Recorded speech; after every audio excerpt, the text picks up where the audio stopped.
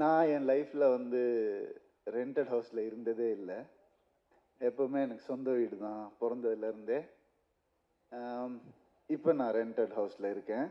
So நிறைய relate பண்ண முடிஞ்சுது. கூடிய சீக்கிரம் எனக்கு இந்த படம் பார்த்து ஒரு பெரிய இன்ஸ்பிரேஷனாக இருந்தது.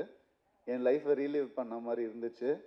என் லைஃப்பை லிவ் பண்ண போகிறேன்னு தோணுச்சு. இனிமேந்து நல்லபடியாக ஒரு படம் அந்த ஒரு இன்ஸ்பிரேஷனை எல்லாருக்கும் கொடுத்தாலே போதும். அந்த இன்ஸ்பிரேஷனை இந்த படம் கொடுத்துருக்கு. ஐயா உங்கள் பையனை செம்மையாக வளர்த்துருக்குறீங்க, வேறு லெவல். அருண் வந்து எப்போவுமே ஒரு நண்பனாக எங்கள் கூட இருக்கணும்னு நான் ஆசைப்பட்றேன். நான் உங்கள் கூட பெருசாக பேசினது இல்லை. I'm glad that you are there next to him in his every step. I heard a lot about you.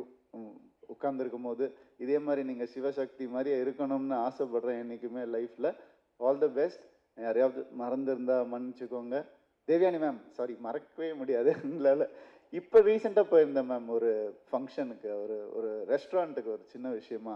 அப்போ நான் அண்ணான்னு கூப்பிட்டா அவர் திரும்பி, சார் என் பேர் ராம், ராமண்ணா அப்படின்னு சொல்லும் போது டக்குன்னு உங்கள் ஞாபகம் வந்துச்சு. அந்த டைலாக் அவ்வளோ famous.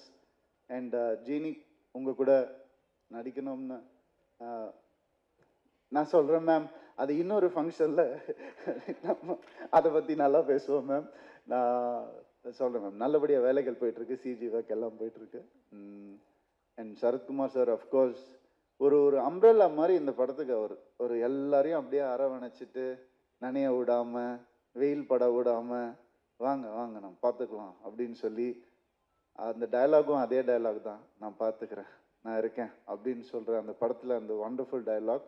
So it's a feel awesome film, not a feel good film. இது எக்ஸ்ட்ராடினரியான ஒரு படமாக இது வரணும். Just for your good heart and for the people who believe in good scripts, the audience who are eager to watch good scripts, இந்த படம் கண்டிப்பாக அவங்க எல்லாருக்கான ஒரு படமாக இருக்கும்.